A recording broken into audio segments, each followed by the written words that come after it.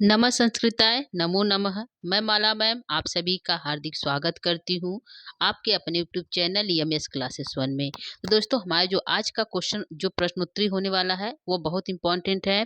यहाँ से जितने प्रश्न है वह पूछे गए परीक्षा में है। ये जो आज हमारा चलेगा प्रश्नोत्तरी श्लोक संख्या 16 से 20 तक, यानी कि इसमें जो है यक्ष है अपने घर का पता बताता है। सबसे पहले वह जो है 1 से जो है 15 तक श्लोकों में जो है 14 तक श्लोकों में वह जो है अलकापुरी का जो है बारे में बताता है कि अलकापुरी में तुम्हें क्या-क्या देखने को मिलेगा। और अब जो है हमारा जो आज का जो क्लास है श्लोक संख्या 16 से 20 है। इसमें जो है यक्ष जो है मेघ से बताएगा कि उसके घर के सामने क्या-क्या है। उसके घर का अपने घर का पता बताता है। ठीक है? तो अपने घर के पता में वह बताएगा कि जो है हमारे घर के सामने एक जो है मंदार वृक्ष है, जो मेरी इच्छड़ी को बहुत प्रिय है। और जो है वह जो है दत्तक पुत्र की तरह मेरी इच्छड़ी ने उसका पालन-पोषण किया है। ठीक है? तो आज जो जो अभी हम करने जा रहे हैं प्रश्नोत्तरी, इसके बाद जो है कहेगा कि हमारे घर के सामने क्या है, एक वापी है, बावड़ी है, उस बावड़ी में जो है बावड़ी है, उस बावड़ी में कमल के फूल हैं। वह कमल के फूल किससे बने हुए हैं? तो सोने से बने हुए हैं। उस सोने के डंठल जो है जो नाल है, जो उसका डंठल वह किससे बना हुआ है?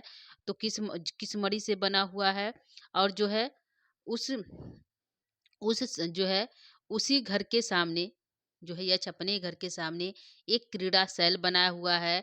उस क्रीड़ाशैल पर 2 वृक्ष हैं। उन वृक्ष का क्या नाम है? और जो है उसी जो है क्रीड़ाशैल पे जो है वृक्ष जो है क्रीड़ाशैल के चारों तरफ वह एक बावड़ी बना हुआ है। बावड़ी जो है किससे बना हुआ है? यह सभी जो है प्रश्नोत्तरी आज के बनेंगे। और जो है उसके घर के द्वार के दरवाजे के दोनों तरफ कौन से चिन्ह या चित्र बने हुए हैं। ठीक है? तो आइए हम लोग प्रश्नोत्तरी करते हैं। आज का पहला प्रश्न, ठीक है? जो जो दोस्तों यक्ष के घर का पता बताएगा कि यक्ष के घर का पता कौन-सा है। पहला प्रश्न है, यक्ष के बापी में सीढ़ियाँ किस मणि से बनी हुई है? बापी मतलब क्या होता है दोस्तों? बावड़ी। क्या होता है? बावड़ी, या हम जो है गाँव की भाषा करें तो पोखर या तालाब। ठीक है? तो यक्ष के बापी में सीढ़ियाँ किस मणि की बनी हुई है? यानी यक्ष अपने बापी में यानी बावड़ी में सीढ़ियाँ जो है किस मणि में बनाया हुआ है दोस्तों? तो आंसर हमारा हो जाएगा मरकत मणि की सीढ़ियाँ बनी हुई है। ध्यान रखिएगा, सामने घर के सामने वापी है यानी बावड़ी है, और उसमें जो सीढ़ियाँ उतरने की है वह मरकत मणि की बनी हुई है। ये हमारा आंसर है। तो मणियों को ध्यान रखिएगा कि मरकत मणि जो है, बैदूर मणि, और जो है सोना कहाँ-कहाँ लगा हुआ है, कि कौन किस-किस स्थान पे, इंद्रनील मणि से क्या बना हुआ है, मरकत मणि से क्या बना हुआ है, और जो है हमारा जो है बैदूर मणि से क्या बना हुआ है। तो ये हमारा हो गया सीढ़ियाँ किस मणि से बनी हुई है दोस्तों? तो मरकत मणि से। ये हमारा पहले प्रश्न का पहला आंसर। दूसरा चलते हैं प्रश्न की तरफ। दूसरा प्रश्न है, में यक्ष के घर में मरकत मणि की शिलाओं से क्या निर्मित है? तो क्या निर्मित है दोस्तों? यक्ष के घर में, घर के सामने मरकत मणि की शिलाओं से क्या निर्मित है? तो बावड़ी की सीढ़ियाँ। तो क्वेश्चन को हमने पलटा है दोस्तों, उलट दिया है। मतलब दोनों तरफ से क्वेश्चन प्रश्न पूछे जाते हैं। एक हो गया किससे बनी है? तो मरकत मणि से। दूसरा है यक्ष के घर में जो मरकत मणि की शिलाएँ बनी है, वह कहाँ लगी हुई है? तो बावड़ी की सीढ़ियाँ बनी हुई है। यह हमारा दूसरे प्रश्न का आंसर है। तीसरे प्रश्न की तरफ चलेंगे। तीसरा प्रश्न है, कहाँ के हंस वर्षा काल में भी मानसरोवर नहीं जाते? तो आंसर हमारा है यक्ष की बावली का। बावली, यक्ष कहता है कि हे मेघ, यक्ष कहता है हे मेघ, जब तुम जाओगे तुम्हें तुम्हारे जाने पर भी हंस जो है तुम्हें देखकर भी क्या करेंगे? वह जो है मानसरोवर जाने के लिए तैयार नहीं होंगे। तो प्रश्न है, कहाँ के हंस वर्षा काल में भी मानसरोवर नहीं जाते? तो यक्ष की जो बावली के जो हंस है वह जो है मेघ को देखकर भी वर्षा काल में भी मानसरोवर नहीं जाते। यह हमारा आंसर है। ठीक है? वर्षा कहाँ के हंस वर्षा काल में भी मानसरोवर नहीं जाते? तो यक्ष की जो बावली में जो हंस है वह जो है वर्षा काल में जो है मानसरोवर नहीं जाते। आंसर हमारा यक्ष की बावली, बावली के हंस। ठीक है? किसके हंस? जो है यक्ष की बावली के हंस। अगला प्रश्न है, प्रश्न संख्या 4 है, मेघ को देखकर भी कौन मानसरोवर नहीं जाते? तो हंस नहीं जाते। आंसर क्या होगा दोस्तों? मेघ को देखकर देखकर भी मेघ को देखकर भी कौन मानसरोवर नहीं जाते, तो हंस जो है हमारा आंसर है, हंस नहीं जाते। यह हमारे चौथे प्रश्न का आंसर है। अगला हम प्रश्न लेंगे, प्रश्न संख्या 5 है, सामने आपके है, आप लोग भी इसका आंसर देने का प्रयास करिएगा। ये सारे प्रश्न जो है पूछे गए परीक्षाओं में है। अगला है, यक्ष के बापी को कौन अपना घर बना लिया है? जो है यक्ष की बापी यानी बावड़ी को कौन अपना घर बना लिया है? तो आंसर हमारा है, हंस जो है अपना घर नित्य निवास बनाए हुए हैं, वह मानसरोवर नहीं जाते हैं। तो नित्य निवास यानी अपना घर कौन बना लिया है? तो हंस बना लिए है। ये हमारा आंसर है किसके बापी के? जो है यक्ष के बापी के। यक्ष कहता है मेरी जो बावड़ी है उसमें जो है हंस जो है नित्य निवास है, वहां से जो है मानसरोवर नहीं जाते हैं। तो कौन बनाया है? हंस बनाए हुए हैं। यह हमारा आंसर है 5वें प्रश्न का। छठे प्रश्न की तरफ चलेंगे। छठवां प्रश्न आपके सामने है दोस्तों।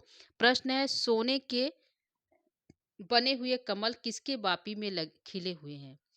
सोने के बने हुए कमल हैं जो किसके बापी में खिले हुए, किसके बावड़ी में खिले हुए हैं? तो यक्ष के बावड़ी में। किसके दोस्तों? यक्ष के बावड़ी जो है सोने के जो है कमल खिले हुए हैं, सोने के बने हुए कमल खिले हुए हैं, तो यक्ष के बावड़ी में। यह हमारा प्रश्न है। प्रश्न को फिर से देखिएगा एक बार।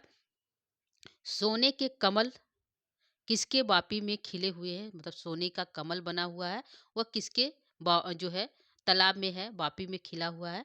तो आंसर हमारा है यक्ष के बापी में। यह हमारा जो है छठे प्रश्न का आंसर है। आगे हम लेंगे सातवां प्रश्न। सातवां प्रश्न आप लोग के सामने है। सातवां प्रश्न कहता है दोस्तों, के यक्ष के बापी में बने हुए सोने के कमल का जो नाल है किस मणि का बना हुआ? यानी कि यह कमल हमारा है, ठीक है, यह हमारा कमल है, ये हमारा कमल है दोस्तों। तो इसका जो ये नाल बना हुआ है, ये जो जो डंठल होता है, यह किस मणि से बनी हुई है? प्रश्न ये है। तो कमल तो हमारा सोने का बना हुआ है दोस्तों। किसका बना हुआ है? सोने का बना हुआ है। और इसका जो ये डंठल, ये नाल है, ये किससे बना हुआ है दोस्तों? तो बैदूर मणि से बना हुआ। किससे बना हुआ है? बैदूर मणि से बना हुआ। ये आंसर है। यक्ष के बापी में बने हुए सोने के कमल, सोने का तो कमल हो गया, और पूछा है जो नाल है, जो इसकी डंठल है, वह किस मणि से बनी हुई है दोस्तों? तो बैदूर मणि से बनी हुई है। और जो है बापी की जो सीढ़ियाँ किस मणि से बनी हुई दोस्तों? तो मरकत मणि से बनी हुई है। ठीक है, ये हमारे प्रश्न का आंसर है, जो है बैदूर मणि। ठीक है, नाल, कमल नाल किससे बना हुआ है दोस्तों? तो बैदूर मणि से आंसर हो गया। तो यह हमारे 7वें प्रश्न का आंसर है। 8वां प्रश्न आप लोग के सामने है। प्रश्न है, यक्ष अपने घर के सामने क्या बनवाया है? तो क्या बनवाया दोस्तों? बावड़ी बनवाया है। यक्ष अपने घर के सामने क्या बनवाया है? तो आंसर हमारा है बावड़ी बनवाया हुआ है। ठीक है, ये हमारे 8वें प्रश्न का आंसर है। आगे हम लेंगे 9वें प्रश्न की तरफ चलेंगे। 9वां प्रश्न है, हैमई शब्द का क्या अर्थ है? ठीक है, तो हैमई शब्द का क्या अर्थ है दोस्तों? तो सोना है। क्या है? सोना। इसका अर्थ है हो गया सोना। हैमई जो है हेमई छान्या यानी हिम से जो है जो है ढका हुआ है क्या? जो हमारा वापी। तो इसका अर्थ हो गया, हेमई का अर्थ हो गया सोना। ठीक है, अगला हम चलेंगे प्रश्न, जो है 10वें प्रश्न की तरफ आप लोग के सामने है दोस्तों। यहाँ पे यक्ष का जो वापी है किससे ढका हुआ है? तो सोने के कमल से ढका हुआ है। यक्ष का जो वापी यानी कि बावड़ी है, वह पूरा ढका हुआ है। तो किससे ढका हुआ है? सोने की कमल से ढका हुआ है। ठीक है, यह 10वें प्रश्न का आंसर है। 11वें प्रश्न की तरफ चलेंगे। 11वां प्रश्न है, हेमई छन्ना में संधि है। ठीक है, तो हेमई छन्ना में कौन संधि है दोस्तों? तो यहाँ पे हेमई छन्ना में हमारा विसर्ग संधि हुआ।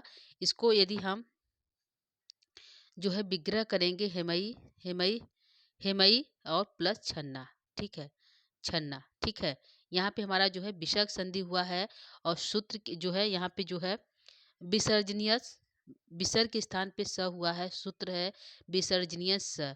यहाँ पे खर प्रत्याहार के वर्ड आए हैं, तो उसको देखकर यहाँ पे विसर्ग को श आदेश हुआ, इसलिए यहाँ पे हमारा जो है विसर्ग संधि इसमें हेमई छन्ना है। ठीक है, तो यहाँ पे हमारा हो गया हेमई प्लस छन्या से हेमई छन्ना बना है, विसर्ग संधि का प्रयोग किया गया है। अगला प्रश्न है, प्रश्न संख्या 12 है। प्रश्न है, स्निग्ध बैदुर नालई पद में समास है। तो स्निग्ध बैदूर नाले में कौन सा समास है दोस्तों? तो हमारा आंसर होगा कर्मधारय समास। कौन सा है? कर्मधारय समास। यदि विग्रह की हम बात करें तो है स्निग्धानी स्निग्ध स्निग्धानी च तानी बैदुरे नालानी। यह हमारा विग्रह है। ठीक है, किसका? स्निग्ध बैदुर नालयी का। अगला जो है समास की बात किया है तो हमारा यहाँ पे कर्मधारय समास है। अगला हमारा प्रश्न है प्रश्न संख्या 13 है। यह क्या कह रहा है दोस्तों? देखिए, यह संधि की बात कर रहा है। इसमें प्रश्न है कि इसमें कौन सी संधि है। नाध्यास्यस्ति में संधि कौन सी है? तो दीर्घ संधि है। कौन सी संधि दोस्तों? दीर्घ संधि है। इसका विग्रह करेंगे तो न प्लस अध्यास्यस्ति, ठीक है, यंती, ठीक है, ये हमारा विग्रह है। न प्लस अध्यास्यंती विग्रह है, संधि है दीर्घ संधि, ठीक है। तो यहाँ पे हमारा जो है नाध्यास्ति में संधि पूछा है तो दीर्घ संधि का प्रयोग किया गया है, ठीक है दोस्तों। ये हमारा 13 प्रश्न का आंसर है, दीर्घ संधि। अगला हमारा 14 प्रश्न। 14 प्रश्न जो है हमारा क्या है? तो नाध्यास्यंती पद में लकार एवं पुरुष कौन सा है?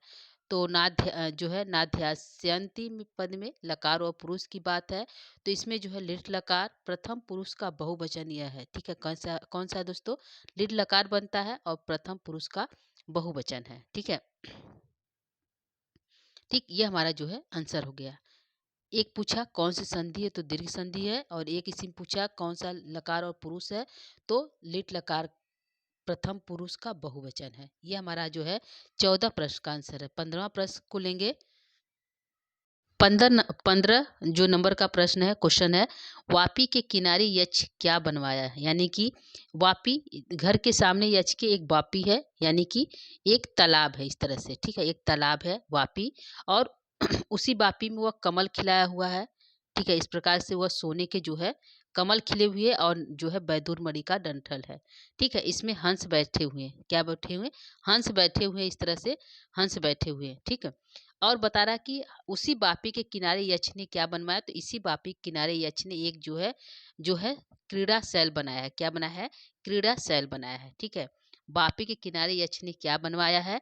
तो क्रीड़ा शैल बनाया है, ठीक। ये हमारा प्रश्न है कि सामने तो उसने एक वापी बनाया, वापी में सोने कमल खिलाया, कमल का डंठल बैदुर मणि का था, उसमें हंस जो है नित्य निवास कर रहे थे। और आगे जो श्लोकों में है कि उस वापी के किनारे क्या बना हुआ है? तो क्रीड़ा शैल बना हुआ है, ठीक है। यह हमारा हो गया 15 प्रश्न का आंसर। आगे चलेंगे 16 प्रश्न की तरफ। 16 प्रश्न है, क्रीड़ा शैल किससे बना हुआ है? क्रीड़ा शैल किससे बना हुआ दोस्तों? तो इंद्रनील मणि से बना हुआ। किससे बना हुआ? जो नीले इंद्रनील यानी कि जो नीले कलर की मणि से बना हुआ, यानी काला काला बना हुआ है। तो प्रश्न है क्रीड़ा शैल किससे बना हुआ है? तो इंद्रनील मणि से हमारा बना हुआ, यह हमारा आंसर है, ठीक है। ये जो है मान लीजिए ये हमारा जो है क्रीड़ा सेल है, और इसके चारों तरफ एक बाउंड्री बनी हुई है। क्या बनी हुई है? बाउंड्री बनी हुई है। तो अगला जो प्रश्न होगा कि इसके जो चारों तरफ बाउंड्री है वह किसका बना हुआ है दोस्तों? तो सोने का बना हुआ है। तो यहाँ पे क्रीड़ा सेल किससे बना हुआ? तो इंद्रनील मणि से बना हुआ है। अगला हम प्रश्न लेंगे, प्रश्न संख्या 17 है। प्रश्न है कनक कदली वेस्टम प्रेक्षणियम कहाँ है? तो यह जो है कनक सोने की कदनी की जो बनी हुई जो बावड़ी है, उसको लोग देखते हैं, प्रेक्षणीयम देखते हैं, वह कहाँ पे है? तो आंसर हमारा हो जाएगा कहाँ पे है? तो क्रीड़ा शैल पे है। कहाँ पे है दोस्तों? क्रीड़ा क्रीड़ा शैल पे है, ठीक है। कनक कदली कदली वेस्टम प्रेक्षणीयम, कनक की जो कदली की जो जो बाउंड्री है, वह जो है जो सभी के लिए देखने के लिए प्रेक्षणीय है, वह कहाँ पे है? तो क्रीड़ा शैल पे है। यह हमारा आंसर है 17 क्रीड़ा शैल पे है। अगला है क्रीड़ा शैल के चारों ओर किसकी बावड़ी या बाड़ बनी हुई है? तो कनक कदली की। क्रीड़ा शैल है, उसके चारों तरफ सोने की बाउंड्री यानी बाड़ बनी हुई है, बाउंड्री जिसको कहते हैं। तो किसकी बनी हुई? तो सोने की बनी हुई, लेकिन सोने किसकी? कदली केला की बनी हुई है, ठीक है। यह जो है केला की जो है सोने की जो केला है उसमें जो है बाउंड्री बनी हुई है चारों तरफ सोने की। तो पूछेगा इंद्रनील मणि किससे बना हुआ जो है शैल क्रीड़ा किससे बना हुआ है? तो इंद्रनील मणि से। उसके चारों तरफ बाउंड्री किसकी है? तो कनक कदली से, ठीक है। ये हमारा जो है प्रश्न है। आगे है प्रश्न लेंगे 19। प्रश्न संख्या 19 है, मदगहिनिया शब्द से किसका बोध हो रहा है? तो मदगहिनिया पद से जो है यहाँ पे यक्षिणी का बोध हो रहा है, ठीक है। किसका बोध हो रहा है दोस्तों? यक्षिणी का। यक्ष कहता है मदगहिनिया मेरी यक्षिणी भी, ठीक है। तो यहाँ पे हमारा प्रश्न का आंसर हो गया। प्रश्न कहा है कि मदगहनिया शब्द से किसका बोध हो रहा है? तो यक्षिणी का बोध हो रहा है। शब्दार्थ की दृष्टि से इंपॉर्टेंट है। जो इस लाइन में मदगहनिया शब्द आया था। तो ये एक्चुअली हमारी आंसर हो गई। आगे हम लेंगे क्वेश्चन नंबर 20। 20 प्रश्न हमारा क्या कर रहा है? अगला है, मेघ के गर्जन करने पर, मेघ जब गर्जना करता है, यक्ष को किसकी याद आती है? यक्ष कहता है, हे मेघ, तुमको देखकर, जब जब तुम काले काले बादल और नीचे जो तुम्हारी बिजली रूपी जो बाउंड्री है जो चमकती है, उसको देखकर मुझे किसकी याद आती है? अपने क्रीड़ा शैल की याद आती है। ठीक है, तो मेघ यदि गरजेगा, मेघ काला काला होता है दोस्तों, और उसके नीचे जो बिजली चमकती है वह जो है गोल्डन कलर की, यानी सोने कलर की होती है। तो जो यक्ष की जो क्रीड़ा शैल है वह नीले कलर का है, काला काला है। उसके चारों तरफ जो है सोने का केला लगा हुआ है। ठीक है, तो वह कहता है, यक्ष कहता है कि जब तुम गरजते हो, नीचे तुम्हारी जो बिजली चमकती है, तो तुमको देखकर हमें किसकी याद आती है? अपने क्रीड़ा शैल की याद आती है। ठीक है, तो आंसर, क्योंकि मेघ भी काला, उसके नीचे चमकने वाली बिजली जो है केले के वृक्ष के समान पीले पीले, और उसका शैल पर्वत भी काला, और वह सोने का बाउंड्री बनाया हुआ जो केले का है, उसको देखकर किसकी याद आई? क्रीड़ा शैल की। तो प्रश्न है, मेघ के गर्जन करने पर यक्ष को किसकी याद आती है? क्रीड़ा शैल की याद आती है। यक्ष मेघ से कहता है। यह हमारा प्रश्न का आंसर है। अगला प्रश्न है प्रश्न संख्या 21। 21 प्रश्न है आप लोग के सामने। यहाँ पे पेशलई जो है शब्द का क्या अर्थ है? तो शब्द यह पूछा गया प्रश्न है दोस्तों, टीजीटी के पेपर में पूछा गया है। पेशलई शब्द का क्या अर्थ होता है? तो सुंदर अर्थ होता है। क्या अर्थ होता है? सुंदर अर्थ के लिए जो है पेशलई शब्द आया है। ठीक है, तो ये हमारा 21 प्रश्न का आंसर है, शब्दार्थ की दृष्टि से इम्पोर्टेंट है। अगले प्रश्न को लेंगे जो प्रश्न संख्या 22 हमारा है। 22 प्रश्न है, तस्यास तीरे में संधि है। तो तस्यास तीरे में कौन संधि है दोस्तों? तो यहाँ पे विसर्ग संधि का प्रयोग किया गया है। कौन सा? विसर्ग संधि का। यदि विग्रह की बात करते हैं तो तस्या प्लस तीरे है। ठीक है, क्या है? तस्या प्लस तीरे। यदि सूत्र की हम बात करें तो विसर्ग को श हुआ है, कौन से सूत्र से? विसर्जनीय स सूत्र से। ठीक है, किससे हुआ है? विसर्जनीय स से जो है, स को जो है विसर्ग को श हुआ तो हमारा बन गया तस्यास तीरे। ठीक है, तो ये हमारा हो गया। कब क्यों बना? क्योंकि बाद में खर प्रत्याहार के, यानी त खर प्रत्याहार का वर्ड है। ठीक है, तो यहाँ पे हमारी संधि हुई विसर्ग संधि। विग्रह की बात करें तो तस्याह प्लस तीरे विसर्ग संधि है। अगला है प्रश्न संख्या 23। प्रश्न है, स्मरामी पद में कौन सा लकार एवं पुरुष है? तो स्मरामी, ठीक है, पूछा है इसमें कौन सा लकार और पुरुष है?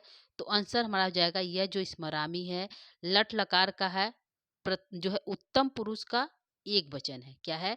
लट लकार उत्तम पुरुष के एक वचन बनता स्मरामी, स्मरावह, स्मरामह, इस प्रकार से बनेगा लट लकार में। तो उत्तम पुरुष के एक वचन बनता स्मरामी। तो आंसर हमारा लट लकार उत्तम पुरुष एक वचन में बनता है। ठीक है, यह हमारा जो है 23 प्रश्न का आंसर है। अगला प्रश्न हमारा 24 है दोस्तों आप लोग के सामने। 24 प्रश्न कहता है, मेघ के बिजली चमकने पर, मेघ जब बिजली चमकती है तो उसको देखकर कौन कातर हो जाता है? कतर नहीं, कातर हो जाता है दोस्तों। तो यक्ष कातर हो जाता है। यक्ष कहता है, जब तुम चमकते हो, काले काले बादल जब तुम चमकते हो तो मैं कातर हो जाता हूँ। तो मेघ के बिजली चमकने पर कौन कातर हो जाता है? यक्ष हो जाता है। क्यों होता है दोस्तों? क्योंकि उसको अपने क्रीड़ा शैल की याद आ जाती है। क्यों होती है? इसको अपनी क्रीड़ा शैल की याद आ जाती है कि मैं अपनी क्रीड़ा शैल पर अपने प्रेतमा यछड़ी के साथ घूमता था। तो मेघ को देखकर, मेघ के बिजली जब चमकती है तो उसको देखकर यक्ष कातर हो जाता है। तो आंसर हमारा 24 का जो है यक्ष आंसर है। ठीक है दोस्तों, ध्यान दीजिएगा, आप श्लोक को ध्यान में रख कर आंसर दीजिएगा, क्योंकि यह श्लोक बाई श्लोक है। यदि आप श्लोक को ध्यान में नहीं देंगे तो आपको हो सकता है प्रश्न उत्तर कुछ समझ में न आए। ठीक है ठीक है दोस्तों, समझ में आएगा लेकिन लगेगा कि कहाँ से प्रश्न बना हुआ है। ठीक है, तो आप प्रश्नों को ध्यान में रखकर उत्तर देने का प्रयास करिएगा। अगला प्रश्न है प्रश्न संख्या 25 है। प्रश्न है, क्रीड़ा शैल पर कौन से दो वृक्ष हैं? ठीक है, तो पहले तो बावड़ी हो गई, बावड़ी में कमल खिल गया, कमल जो है उसी में जो है हंस भी निवास करने लगे, और बावड़ी के जो है सामने एक क्रीड़ा सेल बन गया, क्रीड़ा सेल के चारों तरफ सोने की बाउंड्री बन गई। क्रीड़ा सेल जो है, जो हमारा जो है इंद्रनील मणि का बना। अब कह रहा है कि क्रीड़ा सेल पर दो कौन से दो वृक्ष हैं?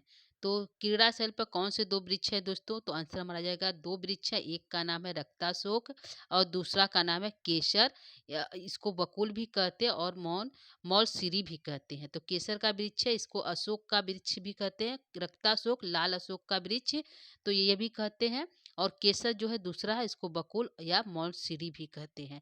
यह हमारा प्रश्न का क्रीड़ा शैल पर दो वृक्ष हैं, दो वृक्ष का नाम है एक रक्ताशोक और एक केसर। इसको बकुल वृक्ष भी कहते हैं और मौलसिरी वृक्ष भी कहते हैं, तो इसको ध्यान रखिएगा। और रक्ताशोक को लाल अशोक का वृक्ष कहते हैं। ठीक है, यह हमारा आंसर हो गया 25 प्रश्न का। अब चलेंगे हम 26 प्रश्न की तरफ। 26 प्रश्न कहता है कि रक्ताशोक वृक्ष जो है रक्ता जो यानी कि रक्ताशोक जो वृक्ष है वह जो है वृक्ष यक्षिणी के किस पैर के स्पर्श का अभिलाषी है? जो है वृक्ष दो है, एक रक्ताशोक और जो है एक जो हमारा केसर का वृक्ष। तो उनमें से जो रक्ताशोक है, जो लाल अशोक का वृक्ष है, वह यक्षिणी के किस पैर के स्पर्श का अभिलाषी है? तो किस पैर का है दोस्तों? वाम पैर का, बाएं पैर का अभिलाषी है। क्यों अभिलाषी है दोस्तों? क्योंकि कुछ पैर ऐसे होते हैं जिसके छू लेने पर पैर के छू लेने पर वह जो है भरा भरा हो जाता है। तो वह भी जो रक्ताशोक है, जो लाल रक्ताशोक का वृक्ष है, वह चाहता है कि यक्षिणी के बाएं पैर से हम जो है हमें छू दे, जिससे हम फूल जाएं और पत्ती हमारे में नए नए आ जाए। तो किस पैर का अभिलाषी है? तो बाएं पैर का, वाम पादा है दोस्तों, ध्यान रखिएगा। बाएं पैर का अभिलाषी कौन? रक्ताशोक। यह हमारा जो है प्रश्न का है आंसर है 26 प्रश्न का। 27 प्रश्न को हम लेंगे दोस्तों। 27 प्रश्न है रक्ताशोक कह। रक्ताशोक जो वृक्ष है अशोक है, कैसा है? तो चंचल और उसकी पत्तियां किशलय, चंचल किशलय वाली है। ठीक है, रक्ताशोक जो वृक्ष है वो कैसा है? तो चंचल और किशलय युक्त है। ठीक है, यह हमारा जो है 27 प्रश्न का आंसर है। 28 प्रश्न की तरफ चलेंगे। 28 प्रश्न है यक्षिणी के बदन मदिरा का कौन अभिलाषी है? तो यक्षिणी के बदन यानी मुख के मदिरा का कौन बदन मतलब मुख होता है दोस्तों, क्या होगा? मुख। तो यक्षिणी के मुख के मदिरा का कौन अभिलाषी है? तो केसर का वृक्ष। कौन अभिलाषी है दोस्तों? केसर का वृक्ष। ठीक है, ये हमारा आंसर हो गया केसर का वृक्ष। तो एक तो दो वृक्ष है, एक रक्ताशोक कौन है दोस्तों? एक रक्ताशोक है, रक्ताशोक नहीं, लाल रंग के अशोक का, और दूसरा हमारा कौन सा है? केसर का वृक्ष। क्या है दोस्तों? केसर का वृक्ष। तो यह जो है बाएं पैर का अभिलाषी है, किसके? यक्षिणी का। ध्यान रखिएगा, यक्षिणी के बाएं पैर का, बाएं पैर का। और यह क्या है? उसके मुख के मदिरा का, मुख के मदिरा का जो है अभिलाषी। दोनों जो है यक्षिणी के ही एक पैर का अभिलाषी, एक मुख के मदिरा का अभिलाषी। ध्यान रखिएगा। ठीक है, आगे हम चलेंगे। यह प्रश्न हमारा 28 का हो गया आंसर। आगे हम लेंगे 29 प्रश्न को। 29 प्रश्न है उसी उसी वृक्ष के पास एक माधवी लता का कुंज है। तो माधवी लता का कुंज कहाँ पे है? तो क्रीड़ा शैल। ठीक है दोस्तों, माधवी लता का जो कुंज है, एक मिनट दोस्तों,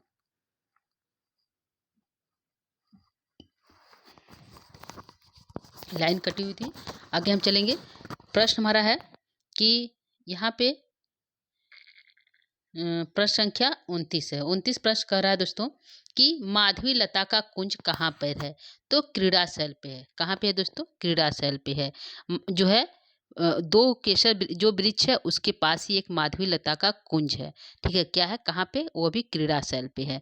ठीक, ये हमारा जो है 29 प्रश्न का आंसर है। आगे हमारा है प्रश्न संख्या 30। यह प्रश्न कहता है माधवी लता के चारों ओर किसकी बावड़ी लगी हुई है? तो माधवी लता के चारों तरफ कुर्वक की बावड़ी लगी हुई। किसका है? कुर्वक एक वृक्ष होता है छोटा छोटा, उसकी जो है चारों तरफ बावड़ी बनी हुई है। ठीक है, क्रीड़ा शैल के चारों तरफ केले की बावड़ी है, लेकिन माधवी लता के चारों तरफ कुर्वक की बावड़ी है। किसकी है दोस्तों? कुर्वक की बावड़ी है। यह हमारा आंसर है, ध्यान रखिएगा। ठीक है, माधवी लता के चारों तरफ किसकी बावड़ी लगी हुई है? तो कुर्वक की बावड़ी लगी हुई है, यह आंसर है। आगे चलेंगे प्रश्न संख्या 31 की तरफ। प्रश्न संख्या 31 कहता है दोस्तों प्रत्यासन्नों में संधि पूछा है। तो प्रत्यासन्नों में कौन संधि है दोस्तों? तो इसमें यड़ संधि है। कौन सी है? यड़ संधि। यदि विग्रह की बात करें तो हमारी कैसे हो जाएगी? प्रति प्लस आसन्नौ। क्या हो जाएगा? आसन्नौ।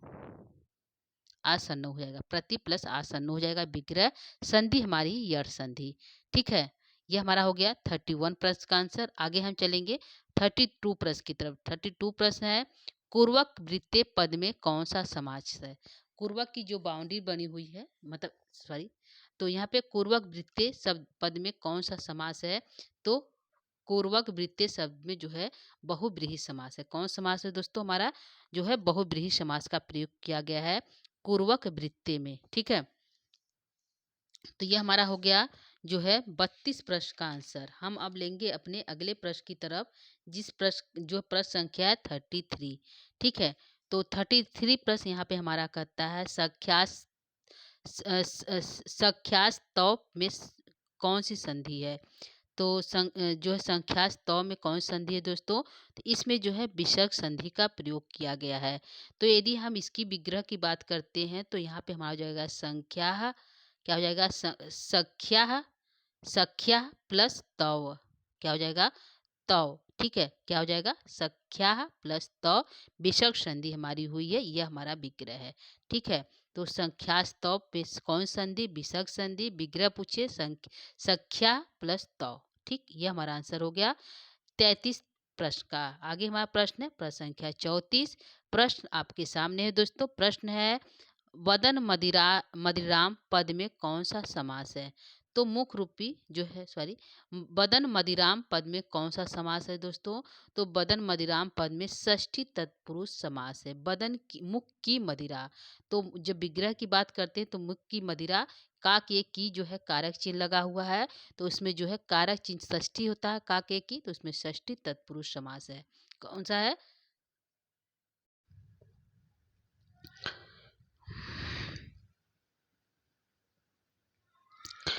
सॉरी दोस्तों, आगे हो गया हमारा 34 प्रश्न, बदन मदिराम में कौन सा समास है? तो षष्ठी तत्पुरुष समास है। आगे प्रश्नों को हम लेंगे 35। अगले प्रश्न की तरफ चलेंगे। प्रश्न संख्या हमारा 35 है। प्रश्न है हमारा है दोस्तों प्रश्न संख्या 35। प्रश्न है, दोनों वृक्षों के मध्य में मरकत मणि की क्या बनी हुई है? तो बेदी। कौन दो वृक्ष दोस्तों? एक रक्ताशोक और एक केसर। प्रश्न है, दोनों वृक्षों के मध्य में मरकत मणि से क्या बना हुआ है? तो बेदी बनी हुई। ठीक है दोस्तों, ध्यान रखिएगा, मरकत मणि से बनी हुई है बेदी। बेदी क्या होता है? दोनों वृक्षों के बीच में एक जो है इस प्रकार से जो है पटरा की तरफ रख गया है, तरह इस तरह रख गया है कि इस पे जो है पशु पक्षी आकर शाम को जो बैठे। तो दो वृक्ष हमारे यहाँ पे है, दोनों वृक्षों के बीच में ये जो है बेदी बनी हुई है। तो दोनों वृक्ष कौन कौन से है? रक्ताशोक और केसर के वृक्ष। ठीक है, ये हमारा आंसर है। दोनों वृक्ष के बीच में क्या बनी हुई है? बेदी बनी हुई है। किसकी? मरकत मणि की। अगला प्रश्न है प्रश्न संख्या 36 है। प्रश्न कहता है, स्फटिक फलक किन दो वृक्षों के बीच बना हुआ है? तो वृक्ष वही है रक्ताशोक और केसर। ये स्फटिक फलक वही है जिसको हम बेदी कर रहे थे। तो स्फटिक फलक किन दो वृक्षों के बीच है? तो एक है रक्ताशोक और एक केसर, जिसको बकुल और मौलसिरी भी कहते हैं। यह हमारा 36 प्रश्न का आंसर है।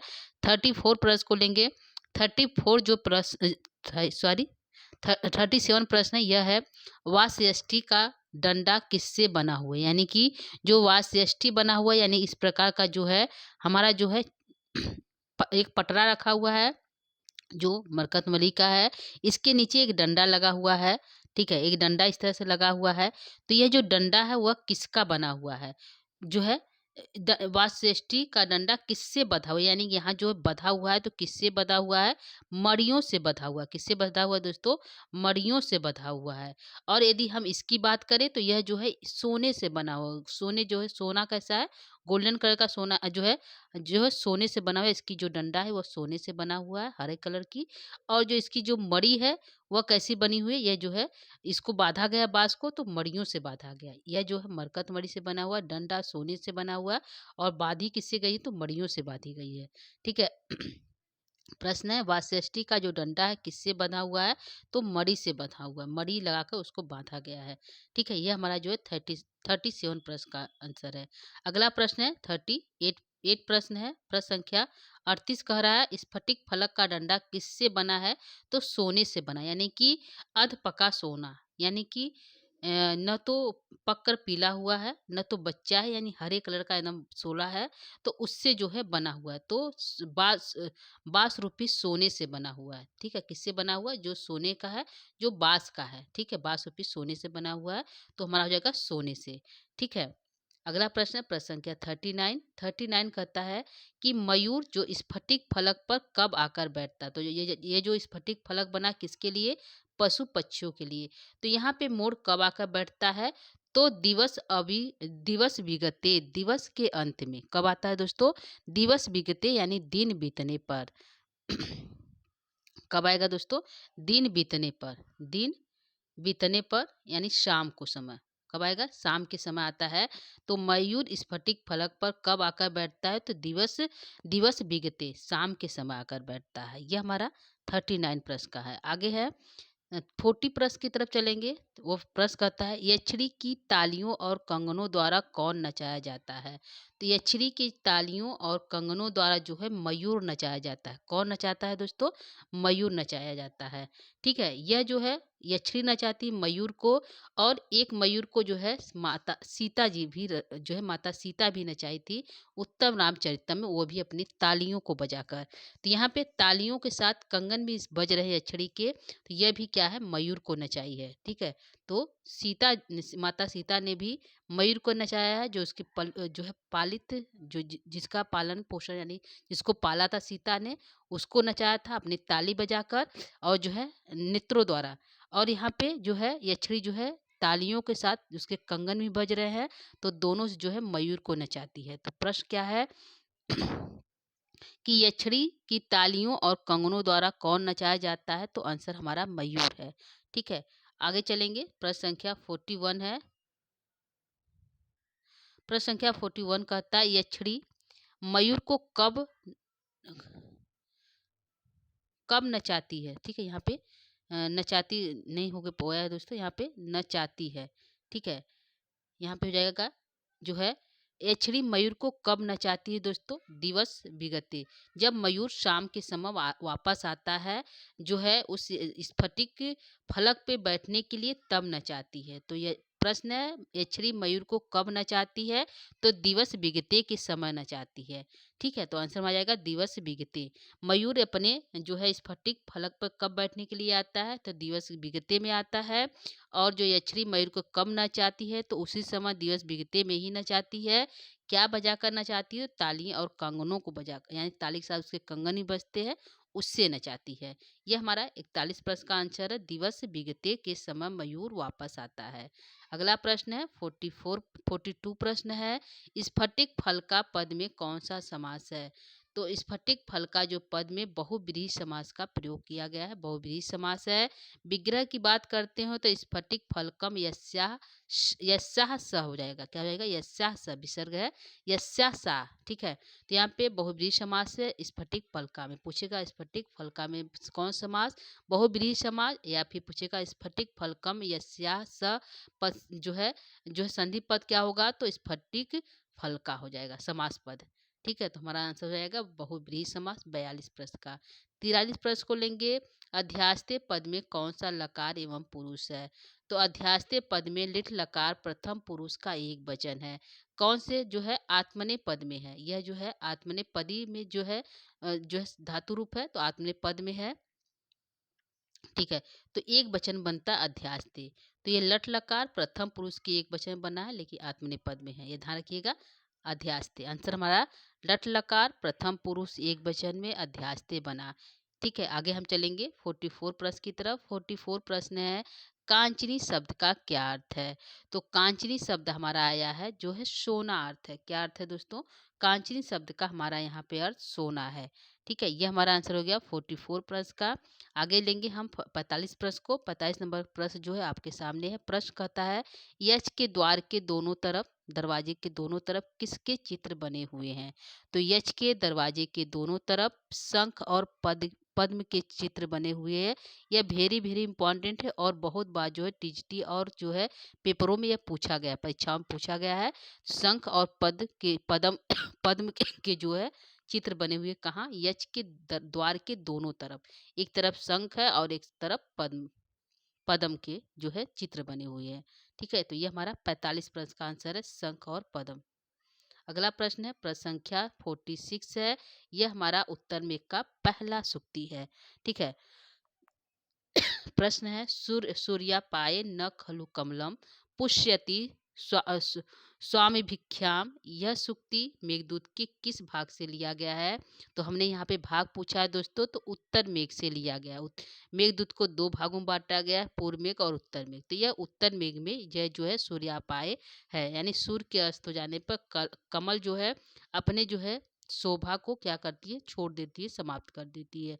यह सूक्ति किस भाग से है? तो उत्तर मेघ से है। यदि ग्रंथ की बात पूछता तो मेघदूत से है। यदि पूछता किस ग्रंथ में है तो मेघदूत से है। किस कवि की है? तो कालिदास की है। ठीक है, तीनों तरफ से हमारा क्वेश्चन पूछेगा, किस कवि की है? कालिदास की। कौन सा ग्रंथ से लिया गया? मेघदूत से। कौन से भाग से लिया गया? उत्तर मेघ से। ठीक है, ये हमारा हो गया 46 प्रश्न का आंसर। आगे हम लेंगे अपने अगले प्रश्न की तरफ चलेंगे, प्रश्न संख्या 47। प्रश्न है दोस्तों यहाँ पे, सूर्य के अस्त हो जाने पर कौन अपनी शोभा को त्याग देती है? तो जब सूर्य अस्त हो जाता है तो कमल जो है अपनी शोभा को त्याग देता है। आपको पता होना चाहिए दोस्तों, जो कमल है वह दिन में ही खिलता है। जैसे ही सूर्य अस्त हो जाता है, खिला हुआ कमल भी बंद हो जाता है, फिर सुबह होता है, फिर कमल खिलता है। ठीक है, तो सूर्य के अस्त हो जाने पर कौन अपनी शोभा को त्याग देता है? तो कमल त्याग देता है। और इसी में जो है इसी कमल को जो है सूर्य की जो है प्रेमिका भी बताया गया है, जो आगे के पूर्व मेघ में बताया गया था, जो हमने बताया था। ठीक है, यक्ष कहता है कि तुम क्या करना, सूर्य के मार्ग को छोड़ देना, क्योंकि सुबह सुबह वह भी अपनी प्रेमिका जो उसकी कमल है उसको आंसू पोंछने के लिए जाएगा। ठीक है, तो इसी पूर्व मेघ में आया है। तो यहाँ पे है, सूर्य के अस्त हो जाने पे कौन अपने शोभा को त्याग देता है? तो कमल त्याग देता है। ठीक है, ये हमारा आंसर हो गया 47 प्रश्न का। आगे प्रश्न है, प्रश्न संख्या 48 है कि 48 प्रश्न कहता है दोस्तों, लक्ष्यथा पद में कौन सा लकार एवं पुरुष है? तो यहाँ पे लक्ष्यता पूछा है, शब्द है, उस पद में शब्द में कौन सा लकार एवं पुरुष है? तो यह जो है विधि लिंग लकार में है और मध्यम पुरुष के एक वचन में बनता है लक्ष्यथा। ठीक है, तो ये वेरी वेरी इंपॉर्टेंट है। यह सबसे ज्यादा जो है मध्यम पुरुष का एक वचन जो है सबसे ज्यादा पूछा जाता है। ठीक है, तो यह जो है हमारा है लक्ष्यथा। ठीक है, जो है किसमें है? मध्यम पुरुष के एक वचन पूछा है, विधि लिंग लकार में। आंसर हमारा विधि लिंग लकार मध्यम पुरुष एक वचन। कौन से प्रश्न का? 48 प्रश्न का। प्रश्न क्या है? लक्ष्य था। ठीक है, अगला प्रश्न है प्रश्न संख्या 49। शंख पद्मऊ में कौन सा समास है? तो इसमें कौन समास है दोस्तों? द्वंद्व समास है। कौन सा है? द्वंद्व समास का प्रयोग किया गया हमारा शंख और पद्मऊ। यदि विग्रह इसका हम करना चाहे तो हमारा जो विग्रह हो जाएगा, शंखस्य पद्मश्च तौ। ठीक है, क्या हो जाएगा? इसका हम करेंगे तो शंखस्य शंख, शंखस्य शंख और शंख च मतलब और पद्मश्च।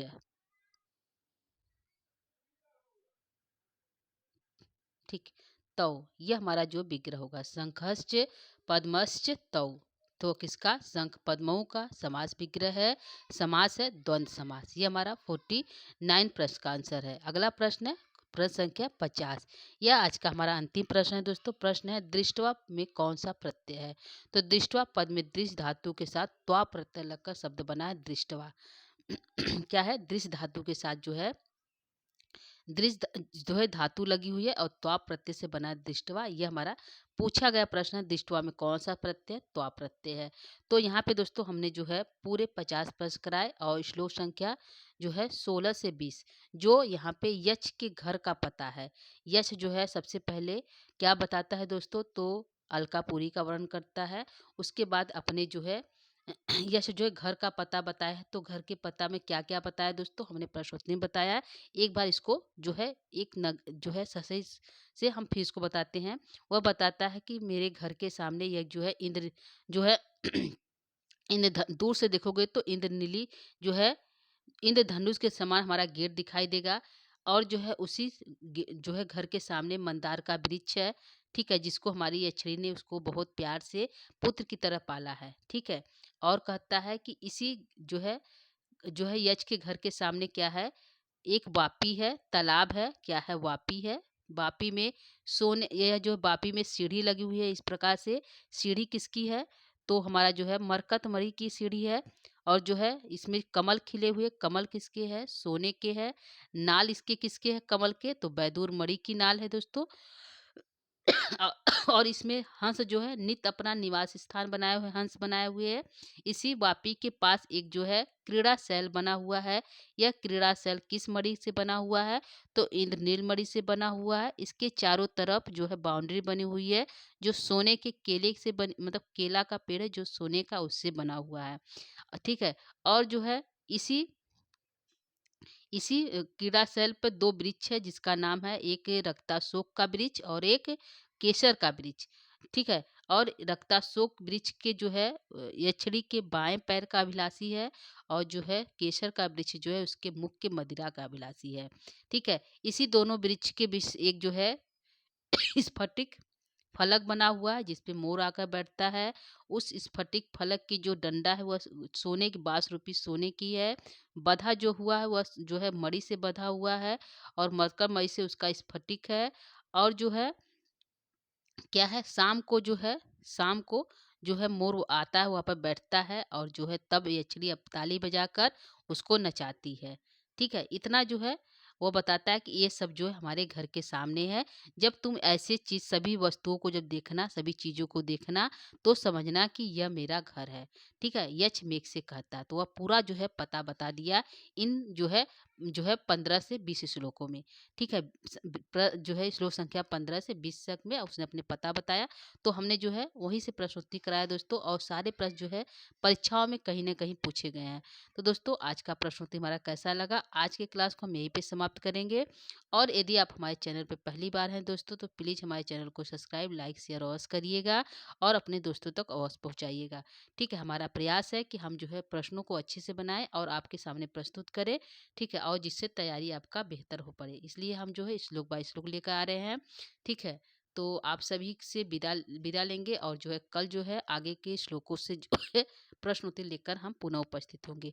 यहाँ पे जो है यक्ष का घर का पता हो गया। अब जो है वह अपनी यक्षड़ी के बारे में बताएगा, तुम कैसे देखना, कहा कैसे जो है तुम बैठना, जो है क्रीड़ा शैल पे हाथी के समान रूप धारण कर लेना, छोटे होकर डालना, और जो है बिजली चमकाना, टार्च जो है छोटा चमकाना हमारे घर में, और जो है कैसे हमारी ये छड़ी तुमको दिखाई देगी जो वहाँ पहुँचोगे। तो यह सभी जो बातें हैं अब ये छड़ी के बारे में है।